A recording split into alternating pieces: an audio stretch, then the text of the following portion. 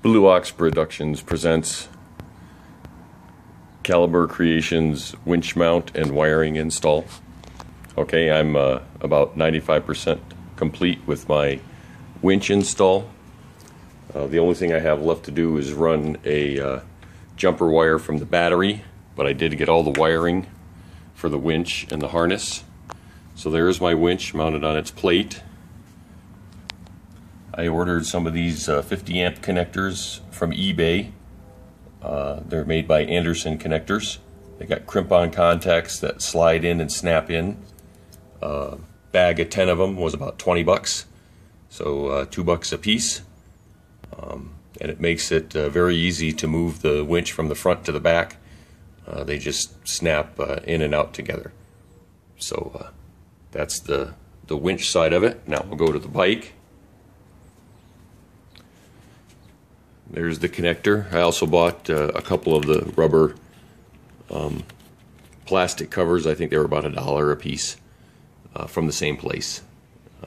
If you just look up Anderson Connectors online on eBay, you'll find them.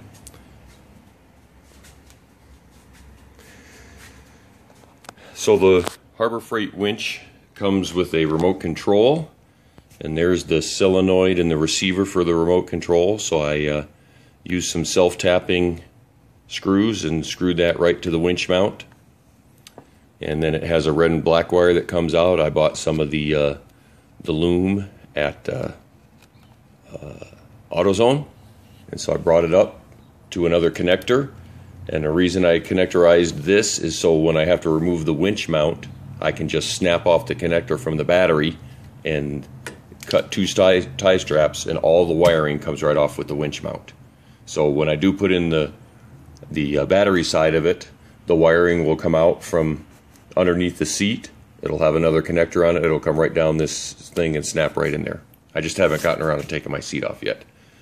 And so then what I did is the two wires that come out of the solenoid box to power the winch, I routed them back to this connector. And as you can see, I have two black and two red.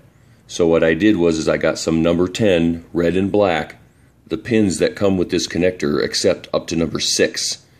And so I put both wires in, crimped the pins down, and then I have a full run of red and black in the loom going right up to the front connector.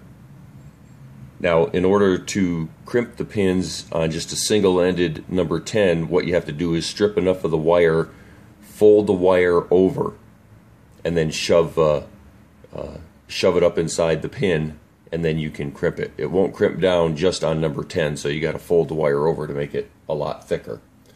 Now, one minor modification I had to do to my bike is the location of the reservoir for the brake on the sidecar brake. And what was happening is if you could see where those holes are right there, that's where it was mounted, was right there. And what happened is that made the reservoir too close to this, and the sidecar moves quite a bit. I don't know if I can really see it, but if you push down on the back of the sidecar, what was happening was the very bottom of the reservoir where the hose connects to it was actually hitting this bar, and it was making this turn.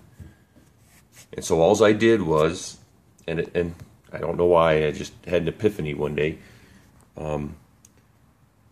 This is the hose that goes from the master cylinder up to the reservoir.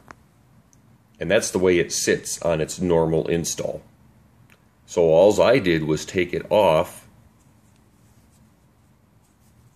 and I routed it like this. And it made this go up about 2 inches higher. I had to drill 2 new holes, but it sits higher. And now the hose, if you can see down in there, the hose isn't rubbing on the bracket anymore, and there's plenty of clearance between the bracket and the master cylinder. But that's how it's all installed, that's how it's all wired up, and then the next video I do will actually be of operation of the winch.